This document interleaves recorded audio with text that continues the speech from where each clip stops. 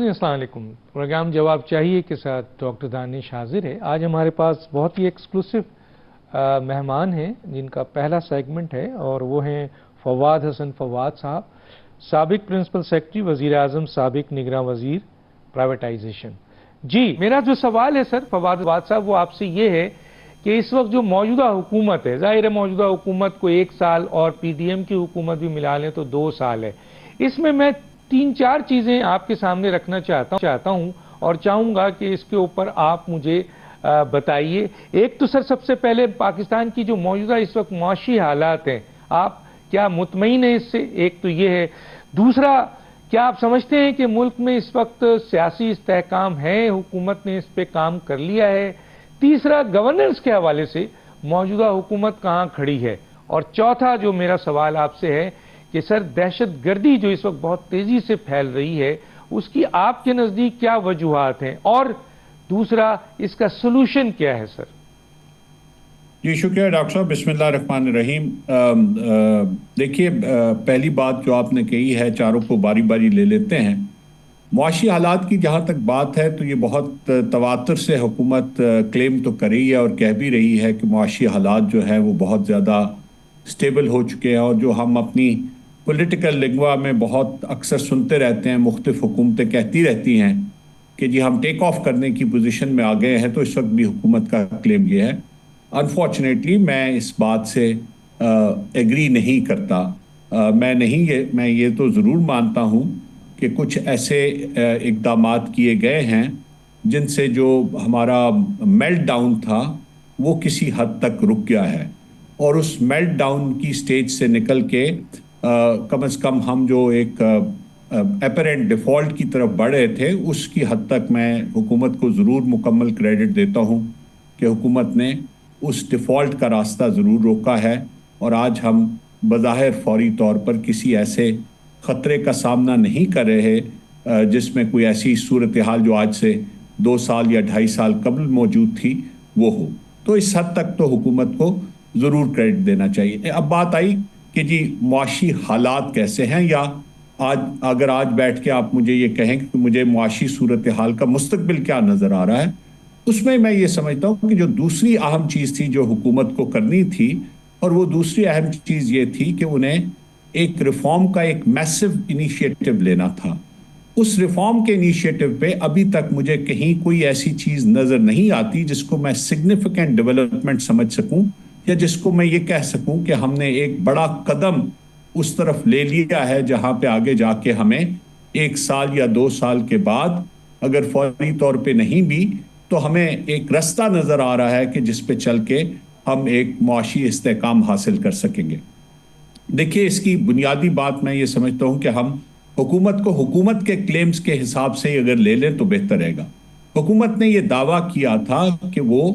Existing tax pairs پہ بوجھ ڈالنے کے بجائے نئے ٹیکس پیئرز کو لے کے آئے گی, اور اس سلسلے میں انہوں نے کچھ چیزوں کو آئیڈینٹیفائی بھی کیا تھا کہ یہ وہ ایریاز ہیں جن پہ ہم فوکس کریں گے. ایک انہوں نے کہا تھا کہ ہم ٹریڈرز کو ٹیکس نیٹ میں لے کے آئیں گے. ایک انہوں نے کہا تھا کہ ہم ان لوگوں کو جو جائیداد کے خرید و فروخت کے کام میں باقاعدہ طور پہ حصہ لیتے ہیں لیکن ٹیکس کا کسی صورت میں بھی حصہ نہیں بنتے, ان کو لے کے آئیں گے. اب انہی 2 بنیادی چیزوں کو ڈاکٹر صاحب اگر آپ لے لیں اور یہ دیکھیں تو یہ کمپلیٹ فیلئر ہے. آج آپ کسی حکومتی اہلکار سے, کسی وزیر سے یا وزیر اعظم سے یہ بات نہیں سنتے کہ جی ہم نے کتنے نئے ٹیکس پیئرز ایڈ کیے ہیں, یا آپ یہ نہیں سنتے کہ جی ہم نے ٹریڈرز کو ٹیکس نیٹ میں لے کے آنا ہے. جہاں تک پراپرٹی کی بات ہے تو اس پہ دوبارہ ایک بات ہو رہی ہے کہ جی ان کو کوئی فیسیلیٹیشن کیا جائے, کوئی ٹیکس کا جو برڈن ہے کم کیا جائے. دیکھیے, یہ 2 مختلف چیزیں ہیں. میں یہ نہیں سمجھتا پچھلے اس سارے عرصے میں جتنا بھی کام ہوا ہے ٹیکس کی سائڈ پہ وہ ایگزسٹنگ ٹیکس پیئرز کو برڈن کرنے کا ہوا ہے. اور دوسرا جس چیز پہ حکومت کو خاص طور پہ سوچنا چاہیے کہ جو اس وقت موڈ ہے ٹیکس کی ہماری جو مشینری کا, وہ یہ ہے کہ جو ایگزسٹنگ کارپوریٹ سٹرکچر میں لوگ ہیں ان کے لیے ان کی ایگزسٹنس کو مشکل بنایا جا رہا ہے. تو یہ کوئی ایسا لانگ ٹرم ویو نہیں ہے. آپ کارپوریٹ سٹرکچر میں لوگوں کو کارپوریٹائز ہونے دیتے ہیں, ان کو انکریج کرتے ہیں, ان کو لاتے ہیں, تو آپ کا ٹیکس کا سسٹم جو ہے وہ ٹرانسپیرنٹ بھی بنتا ہے اور آگے بھی بڑھتا ہے. اگر آپ ان کے اوپر برڈن اتنا بڑھائیں گے اور یہ ایک ایسا فیلڈ کریٹ کریں گے جس میں یہ لگے گا کہ ٹیکس کے نیٹ سے باہر رہ کے کام کرنا بھی ممکن ہے اور آسان بھی ہے اور آپ آسانی سے وہ مینج کر سکتے ہیں، تو وہ غالباً میرا نہیں خیال کہ کوئی ایسا ہوگا۔ اب دوسری، اس کے علاوہ دوسرے کچھ چیزوں کو لے لیجئے۔ ابھی جو اسٹیٹ بینک کی بھی جو رپورٹ آئی ہے اس میں بھی بڑا کلیئرلی لکھا ہے کہ جی جو آپ کی لارج اسکیل مینوفیکچرنگ ہے اس میں کوئی بہتری نظر نہیں آئی۔ جو اوور آل جو سینٹیمنٹ ہے اس میں اگر سوائے اسٹاک ایکسچینج کے سینٹیمنٹ کو، اور یہ بڑی بدقسمتی کی بات ہے کہ مجھے یہ کہنا پڑ رہا ہے،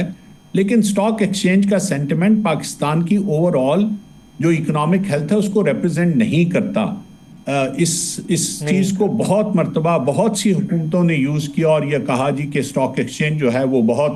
اپنے تاریخی نمبرز اچیو کر رہی ہے، اس کا مطلب ہے کہ ہماری اکانومی ٹھیک چل رہی ہے۔ نہیں، ایسی کوئی بات نہیں ہوتی۔ یہ ایک بہت ہی سلیکٹو پارٹ ہوتا ہے آپ کی اکانومی کا، اور وہ بھی جب اس کے فنڈامنٹلز کی طرف اگر میں دیکھتا ہوں تو یہ جتنی بھی ہائپ ہے اسٹاک مارکیٹ کی وہ فنڈامنٹلز کی بنیاد پہ نہیں ہے۔ اس کو بدقسمتی سے اس کا بہت سا حصہ جو ہے وہ مارکیٹ مینپولیشن ہے۔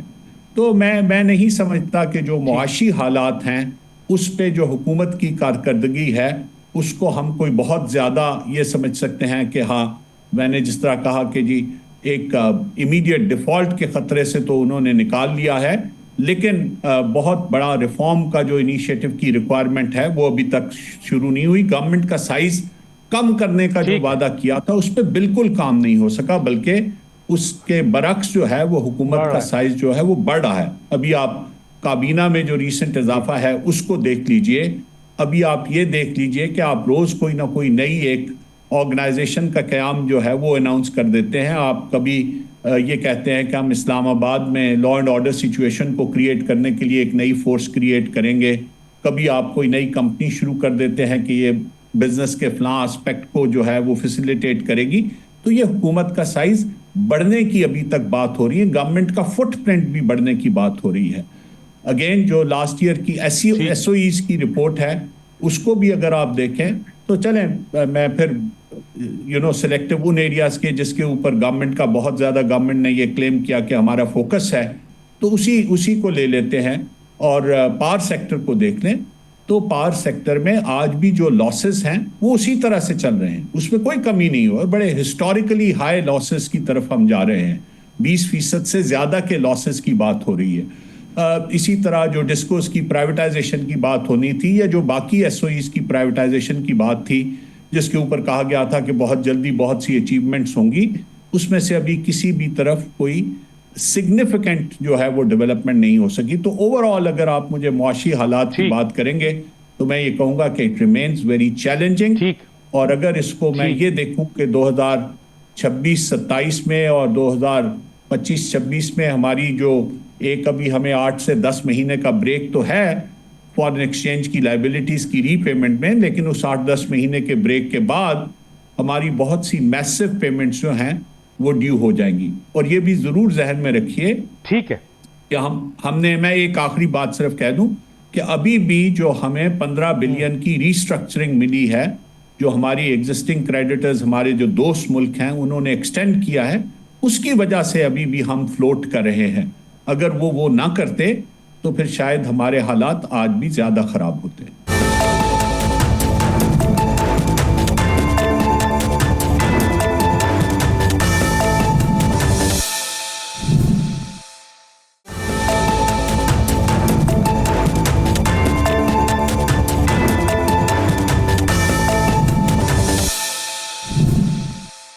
سیاسی استحکام پہ میں چاہوں گا سر کہ ذرا آپ بتائیں کتنا آپ سمجھتے ہیں کہ اس وقت موجودہ حکومت اس کو بہتر کر سکی ہے؟ سیاسی استحکام تو بالکل نہیں ہے۔ دیکھیں نا، میں تو یہ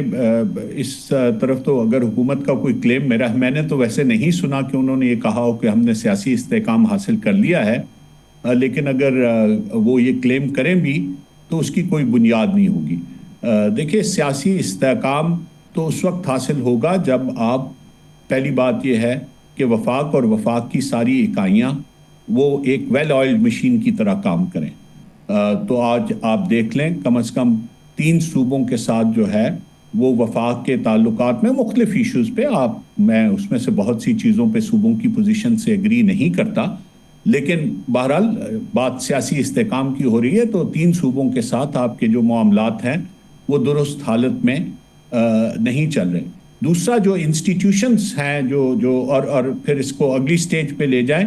تو پھر جو پولیٹیکل پارٹیز پارلیمنٹ میں ریپرزینٹڈ ہیں ان کے درمیان ایک ایسے توازن پہ مبنی طریقہ کار اور آپس کے تعلقات وہ آپ کو صاف نظر آتا ہے کہ اس کی کوئی گنجائش نہیں، اور ماسوائے ان سیاسی جماعتوں کے جو براہ راست اس وقت حکومت کا حصہ ہیں، جو دوسری سیاسی جماعتیں ہیں ان کے ساتھ ایک ٹامکٹوئی والا سلسلہ جو ہے وہ چل رہا ہے۔ تو جو حکومتی اتحاد کا حصہ ہیں ان کے تو مفادات بہرحال یکجا ہیں، لیکن اس میں بھی آپ بار بار یہ دیکھتے رہتے ہیں کہ جو سب سے بڑے حکومت کے اتحادی ہیں، جنہوں نے سب سے زیادہ آئینی عہدے اس ساری ٹرانزیکشن میں حاصل کیے، ان کی طرف سے بھی کبھی بھی سب اچھا کی جو رپورٹ ہے وہ نہیں آتی، اور اب تو خاص طور پہ جو پانی کا ایشو ہے اس کو لے کے خاصی تلخ صورتحال بھی جو ہے وہ پیدا ہو رہی ہے۔ تو سیاسی استحکام کی تو میرا نہیں خیال کہ حکومت اس پوزیشن میں بھی ہے کہ وہ یہ کلیم بھی کر سکے، یہ دعویٰ بھی کر سکے کہ ہم نے اس پہ کوئی کام کیا ہے۔ میں اس میں سب سے بڑا جو سمجھتا ہوں فیلئر، وہ یہ فیلئر سمجھتا ہوں کہ جو آئین میں جو انسٹیٹیوشنل فریم ورک دیا گیا ہے سیاسی استحکام کو حاصل کرنے کا، وہ بڑا کلیئر ہے۔ اس میں سب سے پہلے تو لازمی بات ہے پارلیمنٹ کی فنکشننگ ہے، اور میں نہیں سمجھتا کہ ہمیں اس پہ کوئی بحث کرنے کی ضرورت ہے کہ پارلیمنٹ جو ہے وہ قطعی طور پہ ناکام ہو چکی ہے کوئی بھی رول پلے کرنے میں، اس کا چاہے تعلق پاکستان کے معاشی حالات سے ہے، یا اس کا تعلق پاکستان کے سیاسی حالات سے ہے، یا اس کا تعلق پاکستان کے یا پارلیمنٹ جو ہے وہ میں کہہ رہا تھا کہ بالکل مکمل طور پہ ناکام ہو چکی ہے، چاہے اس کا جو تعلق ہے وہ پاکستان کی جو روز کی کارکردگی ہے اس سے ہے، یا پھر جو انسٹیٹیوشنز پارلیمنٹ کے دائرہ کار میں آتے ہیں جن کی فنکشننگ کو اس نے ریگولیٹ کرنا ہوتا ہے اس سے ہے۔ مطلب میں سب سے بڑی بات یہ کہوں گا کہ جب بھی پاکستان کے آئین میں 2 فریم ورکس بنیادی طور پہ دیے گئے ہیں، وفاق اور وفاق کی اکائیوں کے۔ ایک اس میں سپریم کورٹ ہے جو یہ طے کرتی ہے کہ اگر صوبوں میں اور وفاق کے درمیان اختلاف ہو تو اس کو اس فورم پہ جانا ہوتا ہے، اور دوسرا جو ود ان دا پارلیمنٹ جو سسٹم ہے حکومت کے اندر، وہ کونسل آف کامن انٹرسٹ کا ہے، CCI جسے کہتے ہیں۔ تو ایک بھی حکومت نے ابھی تک اس کی میٹنگ جو ہے وہ کال نہیں کیا، حالانکہ جتنے بھی معاملات اس وقت ہیں ان میں سے اکثر معاملات کا تعلق جو ہے وہ CCI کے ساتھ ہے۔ تو سیاسی استحکام میں تو بالکل میں سمجھتا ہوں کہ قطعی طور پہ گورننس پہ آ جائے سر، گورننس پہ کیا کہیں گے سر؟ موجودہ حکومت کی گورننس پہ جو تقریباً اب 2 سال تو ہو چکے ہیں سر، PDM حکومت کو اگر ملا لیتے ہیں۔ جی دیکھیے، گورننس کے 2-3 آسپیکٹ ہوتے ہیں۔ ایک تو یہ ہے کہ حکومت کو لوگ کیسے دیکھتے ہیں، یہ ایک گورننس کا آسپیکٹ ہوتا ہے۔ کس قسم کا کانفیڈنس لوگوں میں انسپائر کرتی ہے حکومت، لوگ کیا سمجھتے ہیں کہ کیا یہ حکومت ایسی حکومت ہے جو ہمارے مسائل کا حل کر سکے گی۔ اور دوسرا یہ ہوتا ہے کہ حکومت میں آنے کے بعد ان کے اپنے اقدامات میں سے کون سی چیز ایسی ہے جو یہ آپ کو دکھائی دے کہ جس سے کہ کوئی بہتری کی طرف جا رہے ہیں۔ تو وفاق کی حد تک تو اگر میں دیکھتا ہوں تو مجھے وفاق سے تو کوئی ایسا انیشیٹو نظر نہیں آتا جس میں میں یہ سمجھوں کہ گورننس کی سائٹ کے اوپر ان کا کوئی بھی انٹرسٹ نظر آتا ہو۔ ابھی کچھ دنوں پہلے آپ کو یاد ہوگا کہ جو کونسل آف یہ کیبنٹ کمیٹی جو سیکیورٹی کی ہے، نیشنل سیکیورٹی کی، اس کی میٹنگ میں بھی یہ وائڈلی رپورٹ ہوئی ہے بات، اور چونکہ اس کی تردید نہیں آئی تو پھر آدمی یہی سمجھتا ہے کہ وہ بات درست ہے کہ آرمی چیف نے یہ کہا کہ آپ اپنی گورننس کے گیپس کو فل کریں تاکہ ہمیں وہ کام کرنے کا موقع مل سکے جو ہمارا اصل کام ہے۔ تو میرے خیال میں یہ ایک بڑی ٹیلنگ سٹیٹمنٹ ہے، اور یہ ٹیلنگ سٹیٹمنٹ انڈیکیٹ کرتی ہے کہ حکومت جو ہے وہ گورننس میں فیل ہو رہی ہے۔ اور वैक्यूम्स क्रिएट हो। देखें डॉक्टर साहब, एक चीज़ ज़रूर याद रखिए, हमारी यहाँ पे ये बहुत बात होती है कि जी फ़लाँ इदारे का रोल बढ़ गया है, फ़लाँ इदारे ने अपने बहुत सी चीज़ों में अपने इंटरफेरेंस शुरू कर दी है। ये अगर आप एक स्टूडेंट ऑफ एडमिनिस्ट्रेशन और गवर्नेंस की हैसियत से देखें तो अगर कोई भी हुकूमत या कोई भी इदारा अपने काम को अपने वक्त पे ऐसे तरीके से अंजाम नहीं देगा तो एक वैक्यूम क्रिएट होगा, और जब वो वैक्यूम क्रिएट होता है तो वो वैक्यूम कभी भी अनफिल्ड नहीं रहता। उस वैक्यूम को फिल करने के लिए कोई ना कोई दूसरी कुव्वत या कोई ना कोई दूसरा इदारा सामने आ जाता है। हमारी बदकिस्मती ये है कि पिछले कुछ सालों से आपकी हुकूमत और आपकी पार्लियामेंट दोनों हर रोज़ एक नया वैक्यूम क्रिएट करते हैं। हर रोज़ एक रोज़ाना की बुनियाद पे वो काम जो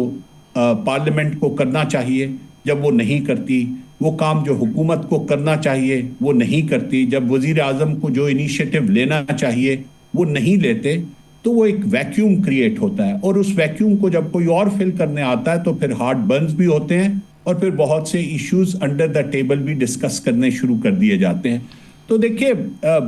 जो गवर्नेंस है वो, मुझे तो ये लगता है कि इस हुकूमत को इस गवर्नेंस के फ्रेमवर्क में कोई दिलचस्पी नहीं है। तो शायद किसी अगेन मैं फिर बड़ी बात कर दी सर आपने। अब मेरे पास 5-6 मिनट है, 5-6 मिनट है सर। मैं चाहता हूं कि क्योंकि ये सेगमेंट है, मैं दहशतगर्दी पे आना चाहता हूं सर कि क्या वजूहत है ये जो दहशतगर्दी हो रही है, मरकजी हुकूमत सूबाई हुकूमत इसको कंट्रोल नहीं कर पा रही है। फिर और दूसरी बात है कि आपके नज़दीक क्या सोल्यूशन है सर इसका। तो मेरे पास 5 मिनट है सर, मैं चाहूँगा इसको अगर आप कंक्लूड करें तो बड़ी मेहरबानी। जी डॉक्टर साहब, देखिए ये ज़रा मौजू ऐसा है जिस पे ज़रा तवील बात की ज़रूरत है, और मैं I will be very willing कि आप जब चाहें तो मैं तफसील से इसके ऊपर बात करूं। इस 5 मिनट के अरसे में तो जो भी मैं बहरहाल बुनियादी बात कर सकता हूं वो ज़रूर करूंगा। देखिए हमें दो तीन चीज़ें बड़ी क्लियरली अंडरस्टैंड करनी चाहिए, और अगेन मैं समझता हूं कि हमारी बदकिस्मती ये है कि एक सोसाइटी की हैसियत से, एक मुआशरे की हैसियत से, एक कौम की हैसियत से और एक रियासत की हैसियत से हम उन चीज़ों को समझने में नाकाम हो रहे हैं। पहली बात तो ये है कि हमें ये ज़रूर सोचना चाहिए कि हमारी इस करंट जो फेज़ है ये टेररिज्म की, इसके कॉन्टेक्स्ट क्या है, और कॉन्टेक्स्ट जो है वो इस वक्त रीजनल और ग्लोबल है। मैं ज़ाती तौर पे ये समझता हूँ कि उसका कॉन्टेक्स्ट रीजनल और ग्लोबल ज़्यादा है, और लोकल जो है वो उसके बाद में आएगा। लोकल एक बहुत इंपॉर्टेंट फैक्टर है, मैं उसको अंडरमाइन भी नहीं करा और उसको मैं एलिमिनेट भी नहीं करा, लेकिन रीजनल और ग्लोबल जो फैक्टर है वो बहुत बड़ा फैक्टर है, और उसमें जो दुनिया में जो तब्दीलियां आ रही हैं इस वक्त उनका भी बहुत ज़्यादा अमल दखल है। हमें ये कभी नहीं भूलना चाहिए कि जब से पाकिस्तान ने चाइना पाकिस्तान इकोनॉमिक कॉरिडोर को एज ए की instrument of its economic and strategic वो लिया था, तो उसके बाद से पाकिस्तान में के ऊपर बहुत से दबाव डाले गए, और एक स्टेज ऐसी भी आई जो जब अनफॉर्चुनेटली उस वक्त की हुकूमत ने उस दबाव के सामने स्कम किया, और चाइना पाकिस्तान इकोनॉमिक कॉरिडोर का जो सारा सिलसिला था वो एक बहुत अरसे से अब एक फ्रीज का शिकार है। लेकिन जो ग्लोबल पावर्स हैं वो खाली इस फ्रीज या इस काइंड ऑफ सेटबैक के ऊपर राजी नहीं हैं, वो एक स्टेप फॉरवर्ड जाना चाहती हैं, और मैं ख़ास तौर पे मगरबी कुव्वतों की बात कर रहा हूँ। वो ये चाहती हैं कि इस रीजन में चीन को जो एक्सेस मिल रही है या चीन का जो रोल बढ़ रहा था सेंट्रल एशिया में, और फिर पाकिस्तान के ज़रिए और सीपेक के ज़रिए और अफ्रीका के ज़रिए ग्लोबली जो उसका स्टेटस बढ़ा था, उसको रोका जाए। अब उसको रोकने के लिए मुख्तलिफ तरीके और मुख्तलिफ हथियार जो हैं वो इस्तेमाल किए जाते हैं, और उसमें बलूचिस्तान का जो एरिया है, because of the importance of Gwadar in this entire concept of China-Pakistan economic corridor, and the importance of Gwadar in the overall context of the BRI, जो इनिशिएटिव है चाइनीज गवर्नमेंट का, ग्लोबल इनिशिएटिव जो है, उसकी वजह से जो गवादर की इंपॉर्टेंस है उसने बलूचिस्तान को एक बिल्कुल फोकस में ला के खड़ा कर दिया। ये तो वजह है कि जो बलूचिस्तान आ गया।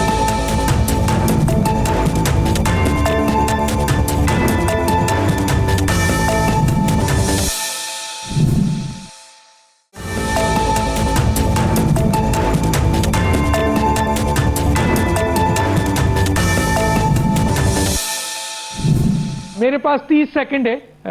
آپ اس پہ ذرا مجھے، کیونکہ ٹائم بالکل ختم ہو گیا ہے، کسی سٹیج پہ ہم تفصیل سے آپ کے ضرور بات کریں گے اس پہ، کیونکہ بہت کچھ ملے گا ہمیں اور ظاہر آگاہی ہوگی، لیکن سر 30 سیکنڈ میں اگر آپ کنکلوڈ کر دیں تو بڑی مہربانی۔ میں یہ سمجھتا ہوں کہ ہمیں خاص طور پہ میں بلوچستان کے حوالے سے یہ بات کروں گا کہ ہمیں یہ ضرور ذہن میں رکھنا چاہیے کہ پوری بلوچستان یا پوری بلوچ عوام اس دہشت گردی میں فریق نہیں ہے۔ بلوچستان، میں نے ایک بہت عرصہ بلوچستان میں گزارا ہے، بلوچوں کی اکثریت آج بھی پاکستان کے ساتھ ہے اور پاکستان کے ساتھ رہے گی بھی۔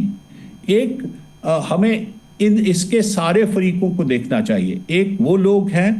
جو بلوچستان کے عوام ہیں اور وہ بلوچستان کے عوام پاکستان کے ساتھ رہنا چاہتے ہیں، ایک وہ لوگ ہیں اور ان میں کچھ لوگوں کے جائز بھی گریوینسز ہو سکتے ہیں، لیکن میں پھر کہوں گا کہ گریوینسز کا مطلب یہ نہیں ہے کہ ہتھیار اٹھا کے چڑھ دوڑا جائے۔ وہ گریوینسز ہو سکتے ہیں اور وہ گریوینسز ہے بھی over a period of decades, جو حقوق لوگوں کو ملنے چاہیے تھے وہ نہیں ملے۔ لیکن یہ بات کلیئر رکھیے کہ یہ حقوق کی جنگ نہیں ہے،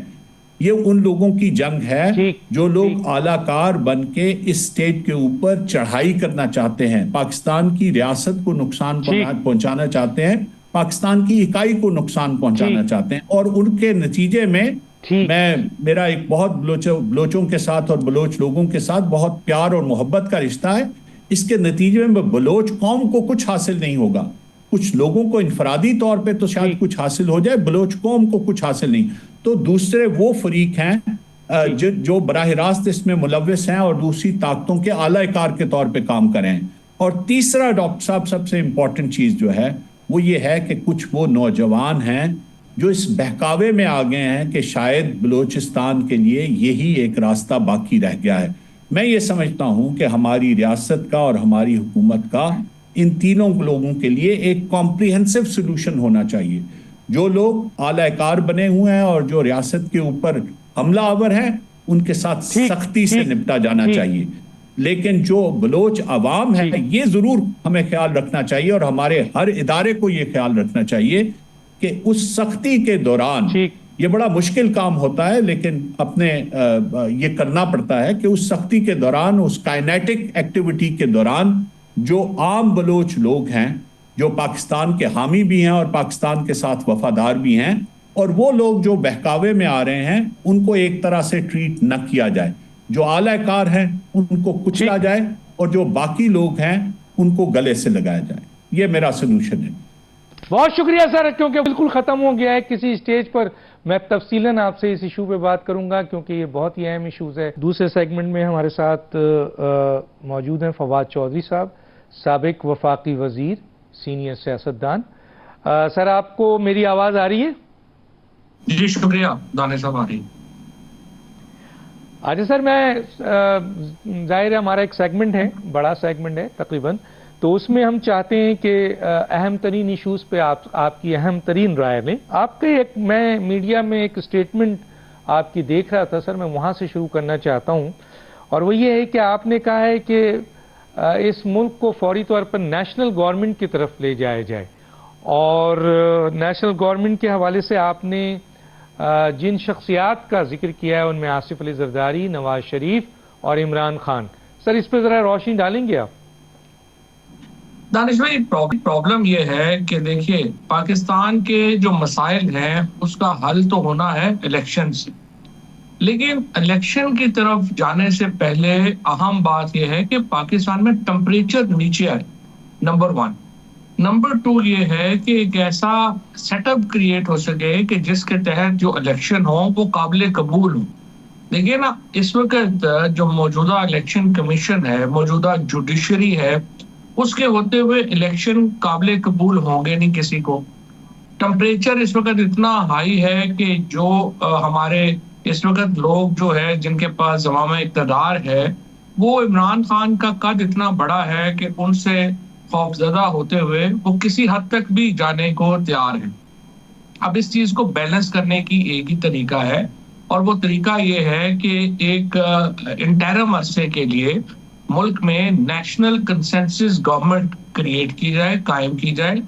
جس میں میں یہ سمجھتا ہوں کہ وفاقی حکومت جو ہے وہ کنسنسس سے آ جائے. نیچے تینوں صوبوں میں ایک ایک پارٹی کے پاس حکومت پہلے ہی ہے، تو یہ کنٹینیو کی جا سکتی ہے. لیکن وزیر اعظم جو ہے وہ عمران خان، نواز شریف، آصف زرداری صاحب کی مرضی سے جو ہے وہ ایک بندہ بنے، جو کابینہ بھی پھر جو ہے وہ ان لوگوں کی مرضی سے بنائے، جو IMF کا پروگرام ہمارا جو ہے اس کو سائن آف کر سکے، جو ٹیررزم کے خلاف جو ایک پارٹیز کو کنسنسس چاہیے وہ لا سکیں، اور جو آئینی ترامیم چاہیے اور الیکشن کمیشن کی تبدیلیاں چاہیے، یہ کام سارا جو ہے یہ نیشنل گورنمنٹ کر سکے. اچھا سر، مجھے یہ سر بتائیں کہ اس کا مطلب یہ ہے کہ جو موجودہ حکومت ہے،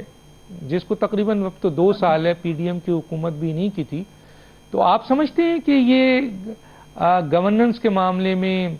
آپ کے حکومتی جو معاملات ہیں اس کو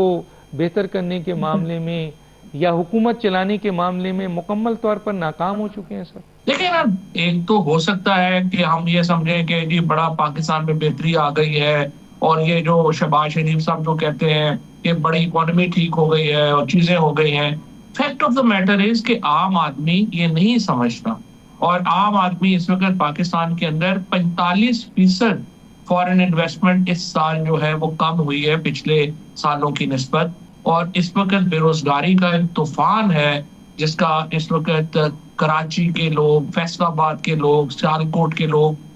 جو انڈسٹریل سٹیز ہیں آپ کے، وہ اس کا سامنا کر رہے ہیں، اور ان کو تو سمجھ ہی نہیں آ رہی. اسی طرح سے جو کسان ہے، چاہے وہ سندھ کا ہاری ہو، پنجاب کا کسان ہو، اس کو جو گندم میں ڈس پڑی ہے، جو گنے میں ڈس پڑی ہے، وہ ساری ہماری چیزیں، ہماری حقیقتیں ہمارے سامنے. ملک نہیں چل رہا. جو بلوچستان کی صورتحال ہے، خیبر پختونخوا کی صورتحال ہے، اس میں جب تک کہ کنسنسس حکومت نہیں آئے گی، جب تک ہم بڑے فیصلے ایک اتفاق رائے سے نہیں کر پائیں گے، اس ملک میں ہم نیچے ہی نیچے جاتے ہیں. اچھا سر، دیکھیں کنسنسس کے لیے ایک جگہ ابھی دہشت گردی کی آپ نے بات کی، اس کے اوپر نیشنل سیکیورٹی کانفرنس ہوئی. نیشنل سیکیورٹی کانفرنس کے اوپر ظاہر ہے یہاں بیٹھ کے بہت سے معاملات طے ہونے ہوتے ہیں، اور طے ہوئے بھی، اور اب اس پر کیا ہوگا. لیکن دیکھنے میں یہ آیا ہے کہ اس نیشنل ایشوز کے اوپر جب ایک اہم ترین کانفرنس ہوتی ہے اس میں نواز شریف صاحب نہیں آتے ہیں. دوسری طرف تحریک انصاف اور چند چھوٹی جماعتیں جو اپوزیشن کی ہیں، مین تو تحریک انصاف ہے، ظاہر ہے بڑی سیاسی جماعت ہے، اس نے بائیکاٹ کر دیا، حالانکہ یقین دلایا تھا. تو سر کنسنسس کیسے ڈیولپ ہو جب آپ ایک نیشنل ایشو پہ، پاکستان کے ایشو پہ، عوام اور دہشت گردی کے ایشو پہ ایک جگہ بیٹھنے کو تیار نہیں ہے؟ جی سر. ڈاکٹر صاحب، بات یہ ہے کہ آپ بہت طویل عرصے سے سیاست کا تجزیہ کر رہے ہیں، آپ لوگوں کو جانتے ہیں، آپ کی ملاقات ہے، لوگوں کو پرسنلی آپ جانتے ہیں. دیکھیں، کنسنسس جو ہے وہ وہاں پہ ڈیولپ ہوتا ہے جہاں ٹمپریچر نیچے ہو. اگر ٹمپریچر اتنا ہائی ہوگا جیسے کہ پاکستان میں ہے، کہ آپ عمران خان جیسے بڑے لیڈر کو آپ ڈیتھ سیل میں ڈال دیں، اور 20 دن ان کو بجلی نہ آئے، ان کا ٹی وی بند ہو، اخباریں نہ ہو. اس کے بعد آپ نے دیکھ ہی رہے ہیں جس طرح سے لوگوں کو گرفتاریاں کی جاتی ہیں، اٹھایا جاتا ہے. 1 لاکھ سے زیادہ چھاپے پنجاب میں جو ہے وہ پڑے ہیں، اسلام آباد میں تقریباً اتنے 10, 15, 20 ہزار وہاں پڑے ہیں. اب اتنے ماحول میں کنسنسس کیسے ڈیولپ ہو سکتا ہے؟ سب سے پہلے کنسنسس ڈیولپ کرنے کے لیے ٹمپریچر نیچے لانا پڑتا ہے نا، اور وہ تو یہاں پہ اس وقت کوئی بندہ جو ہے وہ تیار نہیں ہے. اور جب تک ہم یہ، اگر آپ کو یاد دیکھیں نا، اگر آپ جعفر ایکسپریس کے اوپر ابھی آپریشن مکمل بھی نہیں ہوا تو تمام حکومتی وزراء کہہ رہے ہیں کہ جی عمران خان اور PTI تو ان کا ساتھی ہے.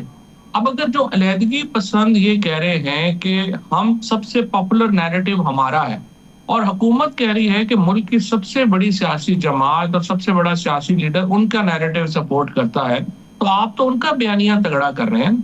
اصل میں جب فاصلے آپس میں اتنے زیادہ ہوں تو پھر ملکی مفاد کو بھی اس طرح سے سامنے نہیں رکھا جاتا جو ہم دیکھ رہے ہیں. اور اس وقت جو میرے جیسے لوگ جن کا نیشنل انٹرسٹ ہے، جن کا پاکستان فرسٹ کے اوپر جو ہے وہ یقین ہے،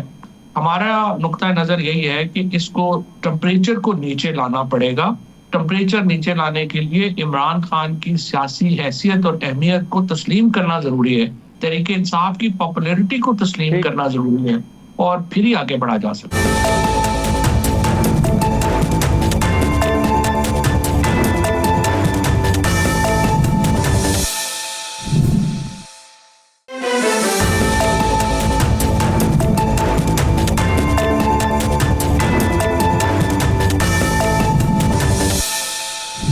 اچھا سر دیکھیں، میں یہاں پہ دو سوال رکھتا ہوں اور اس کی رائے آپ ضرور دیجئے۔ دیکھیں، میاں نواز شریف اور پی ایم ایل این، جس کو میجر ڈینٹ جو ہے وہ پنجاب میں اور دوسری جگہوں پر عمران خان نے ڈالا ہے یا پی ٹی آئی نے ڈالا ہے، ظاہر ہے بہت بڑی تعداد میں ان کی پاپولیرٹی نیچے آئی ہے پی ایم ایل این کی، جیسے ابھی آپ نے الیکشنز کے حوالے سے 17 سیٹوں کا کہا، یا پاکستان پیپلز پارٹی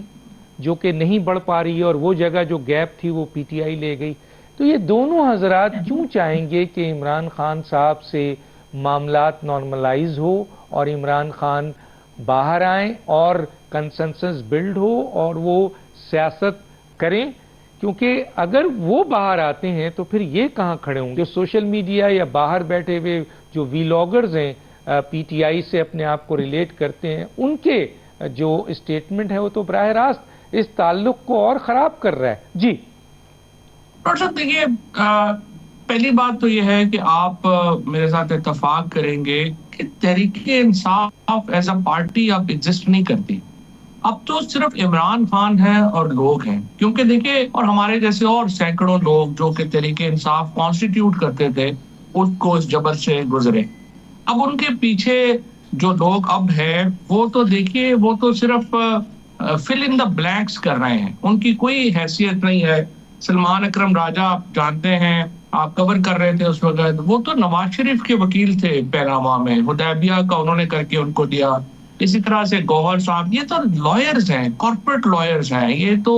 آپ کو منی لانڈرنگ کے اوپر بڑی اچھی مشورہ دے سکتے ہیں، یا آپ کو آپ کے پیسے باہر کیسے بھیجنے ہیں، کیسے محفوظ رکھنے ہیں، لیکن ان کا پالیٹکس کے اوپر تو کوئی ہولڈ نہیں ہے، نہ ہی ان کو آئیڈیا ہے۔ So it's like Imran Khan and the people جو کہ اصل اپوزیشن کانسٹیٹیوٹ کرتی ہے، یہ تحریک انصاف کا کاڈر کی کوئی حیثیت اور اہمیت جو ہے وہ نہیں ہے، نمبر 1۔ نمبر 2 یہ ہے کہ دیکھیں، میں بالکل آپ نے یہ جو بات کی ہے نا کہ نواز شریف صاحب اور آصف زرداری صاحب اس خوف میں مبتلا ہوں گے، اسی لیے میں یہ کہہ رہا ہوں کہ فوری الیکشن کے بجائے ایک الیکشن کو ایک وقت دے اور ایک قومی حکومت بنائے تاکہ ساری پارٹیاں اپنی پالیٹکس کو ری ڈو کر سکیں، نمبر 1۔ نمبر 2 یہ ہے کہ اس سے گھبرانا نہیں چاہیے۔ بے نظیر بھٹو جو تھی ان کی 14 سیٹیں تھیں 97 میں، اور پھر وہ اتنی بڑی طاقت جو ہے وہ بن گئی۔ اسی طریقے سے اندرا گاندھی اپوزیشن کے جب آئی تھی ایمرجنسی کے بعد وہ راؤٹ ہو گئی تھی، لیکن کانگریس اس کے بعد 4 دفعہ جو ہے بنی۔ آپ نے اپنی پالیٹکس زندہ رکھنی ہے، سیٹیں تو آپ کی کم بھی ہو جائیں گی، بڑھ بھی جائیں گی، بٹ اس وقت تو اگر زرداری صاحب اور نواز شریف صاحب سوچیں تو انہوں نے اپنی جو اگلی نسل ہے اس کی سیاست ہی ختم کر دی ہے، اور اس کو واپس لانے کے لیے ان کو پالیٹکس میں واپس جانے کی ضرورت ہے۔ جہاں تک کا تعلق ہے، دیکھیں کو پی ٹی آئی کو سپیس دینی پڑے گی، اور پی ٹی آئی کو سپیس دینی پڑے گی، اس کے علاوہ راستہ نہیں ہے کہ کے بغیر تو ملک نہیں چلا کرتے، ان کی بڑی اہمیت ہے اداروں کی۔ اور دوسری بات یہ ہے کہ یہ جو ویلاگر جو سوشل میڈیا کے اوپر جو لوگ تماشا لگائے ہوئے ہیں، یہ پی ٹی آئی کا بھی اتنا ہی بڑا انٹرسٹ ہے کہ ان سے خود کو ڈس ایسوسیٹ کرے جتنا بڑا پاکستان کا انٹرسٹ ہے، اور اس کے لیے پی ٹی آئی کو ایک دوسرے کو کسی نہ کسی سطح پر ایک دوسرے کو اکاموڈیٹ کرنا ہوگا اور سپیس دینی ہوگی۔ اچھا سر، میں یہ ذرا قاصر ہوں کہ عمران خان ایک ادراک رکھتے ہیں، اتنی بڑی پارٹی چلا رہے ہیں، جیل میں ہیں، بہت سارے لوگ ان سے ملتے ہیں، آپ بھی ملاقات کیا ہوا ہے، یہ جو ایک گروپ ہے جس کو آپ نے کہا ہے کہ یہ انہوں نے مفاد پرست آ کر انہوں نے پارٹی پہ قبضہ کیا ہوا ہے اور تنظیمی طور پر سیاسی طور پر ان کی کوئی بلاغت نہیں ہے، کوئی نالج نہیں ہے، تو ظاہر ہے عمران خان تک جب کیا یہ خبر نہیں جاتی ہے، کیونکہ اختیار تو انہی کے پاس ہے، عہدے بھی وہی دیتے ہیں ان لوگوں کو، تو کیوں نہیں عمران خان ایک تو ان لوگوں کو جو کہ ویلاگرز ہیں، سوشل میڈیا والے ہیں، جو نقصان پہنچا رہے ہیں عمران خان کو بھی اور موجودہ اس وقت پاکستان تحریک انصاف کو بھی اور اسٹیبلشمنٹ کے تعلقات بھی بہت خراب ہو رہے ہیں، تو ان سے اپنے آپ کو لا تعلق جوڑیں اور یہ جو چند لوگ ہیں جن کو عہدے دیے ہیں ان کو گھر بھیجیں. کیا ایسا ممکن نہیں ہے سر؟ دیکھیں، میرا یہ خیال ہے کہ اس وقت جو پارٹی کے اندر عہدہ کسی کو ہونا یا نہ ہونا اس سے فرق نہیں پڑ رہا. پرابلم یہ ہے کہ فار ایگزامپل اگر وہ کسی پولیٹیکل لوگوں کو عہدہ دیں گے، فار ایگزامپل مجھے عہدہ دیتے ہیں اور ہمیں اٹھا کے دوبارہ جیل میں ڈال دیا جاتا ہے، یا لوگ جن کو اٹھا کے جیلوں میں ڈال دیں گے تو پھر ان کا کوئی فائدہ نہیں ہوگا. پہلی امپورٹنٹ چیز تو یہ ہے کہ اور پی ٹی آئی کے درمیان، بلکہ میں تو یہ سمجھتا ہوں ایکچولی تو ہمیں ایک فیئر ڈیل چاہیے جس میں سپیس دے جو ہے وہ پی ٹی آئی کو اور عمران خان کو، اور عمران خان تھوڑی سپیس دیں تاکہ یہ ٹمپریچر پہلے نیچے آئے. اس کے بعد دیکھیں عمران خان نے چینجز کرنی ہے، ہمیں بھی پتا ہے جو ملاقات میری ہوئی ہیں، اور مجھے پتا ہے خان صاحب کا، ظاہر ہے یہ لوگ عمران خان کو قریب سے نہیں جانتے اور ہمارے تو دن رات ان کے ساتھ ہیں. یہ لوگ تو نہیں چل سکیں گے اور انہوں نے چینج تو ہونا ہے، لیکن اس وقت میں یہ سمجھتا ہوں کہ کوئی بھی آ جائے گا اور اس کو فیس نہیں دے گی پالیٹکس کرنے کی تو اس کا فائدہ نہیں ہوگا. سو فرسٹ تھنگ از کہ ایک تھوڑی عمران خان اور درمیان برف پگھلے اور تھوڑی ایک سپیس کریٹ ہو. اور یہ میری نظر میں تو نواز شریف اور آصف زرداری صاحب کا بھی انٹرسٹ یہی ہونا چاہیے کہ پاکستان میں پالیٹکس ریوائیو ہو اور اس میں ان کا بھی رول ہونا چاہیے. اتنی نفرتیں تھوڑے ایک دوسرے سے پال لیتے ہیں کہ آپ کہیں کہ ملک بھاڑ میں جائے لیکن ہم نے اپنی دشمنی نبھانی ہے، اس طرح تو نہیں ہو سکتا. اچھا سر، لا تعلقی کے کہا تھا وی لاگر سے جو میڈیا پرسن ہے باہر بیٹھے ہوئے ہیں جس کی جو عمران خان کو براہ راست نقصان پہنچا رہے ہیں پی ٹی آئی کو، تو عمران خان ایک بیان دے دے کہ بھائی ایسے لوگوں سے ہمارا کوئی تعلق نہیں ہے. تو یہ تو بڑا چھوٹا سا ایک بیان ہے لیکن بہت پازیٹیو بیان ہو. یہ انہوں نے دیا ہے کہ انہوں نے کہا تھا کہ جو شہیدوں کے خلاف جو کیمپینز کر رہے ہیں، فوج کے خلاف جو کیمپینز کر رہے ہیں، ہمارا ان سے کوئی تعلق نہیں ہے. لیکن میں یہ سمجھتا ہوں کہ سچی بات تو یہ ہے کہ جو پی ٹی آئی کا جو اپنا سوشل میڈیا ہے اس کا جو پرویکٹیو رول نظر آنا چاہیے تھا ان اکاؤنٹس سے خود کو ڈسٹینس کرنے میں، وہ نظر نہیں آیا. اور عمران خان کو بھی اس کے اوپر ایک واضح پوزیشن لینی چاہیے کیونکہ بڑی سیدھی بات ہے. دیکھیے یہ جو پرسنلائز کرٹیسزم جو لیڈرشپ پہ ہوتا ہے اس کا رد عمل آتا ہے اور اس کو جو ہے ایک استعمال بھی کیا جاتا ہے. آپ کی جو دشمن ہے وہ اگر آپ مجھ سے پوچھیں تو ہائنڈ سائٹ میں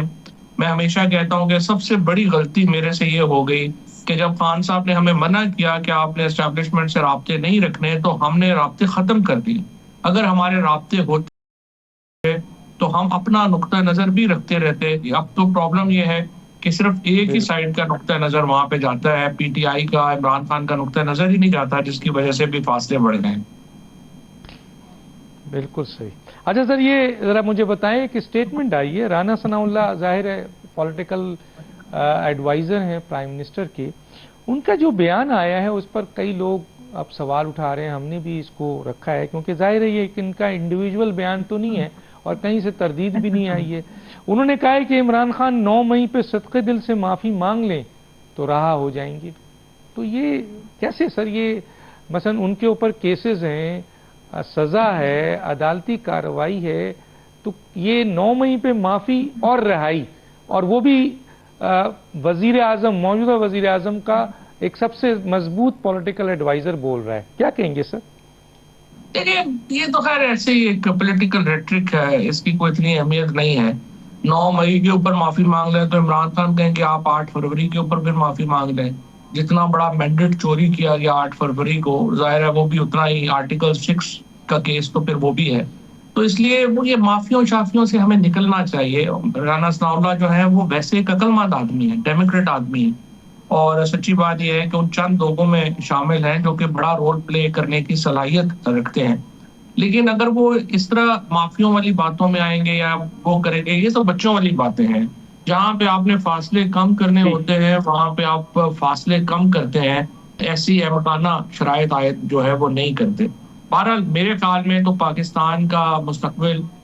ٹمپریچر نیچے لانے میں ہے تاکہ ہم دہشت گردی کے خلاف اکٹھے ہوں، ہم اپنی اکنامک ریفارمز کے اوپر اکٹھے ہوں، ہم نئے صوبے بنانے کے معاملات جو ہیں ان کو دیکھنے کے لیے اکٹھے ہوں، اور اس کے لیے ضروری ہے کہ اسٹیبلشمنٹ اور عمران خان ایک دوسرے کو سپیس دیں۔ بہت صحیح بات کی سر، میں کسی اسٹیج پر انشاءاللہ بڑی تفصیل سے ان ایشوز پہ بات کروں گا۔ آپ نے صوبوں کی بھی بات کی ہے اور ٹیمپریچر کم کرنے کی بھی بات کی ہے، ضلعی حکومت پہ بھی بات کریں گے اور دوسری انسٹیٹیوشنل میٹر پہ، گورننس پہ۔ اس وقت کیونکہ سیگمنٹ تھا ہمارا، آپ کا بہت شکریہ، وقت ختم ہوا چاہتا ہے۔ ڈاکٹر دانش کو یاد دیجیے، اللہ حافظ۔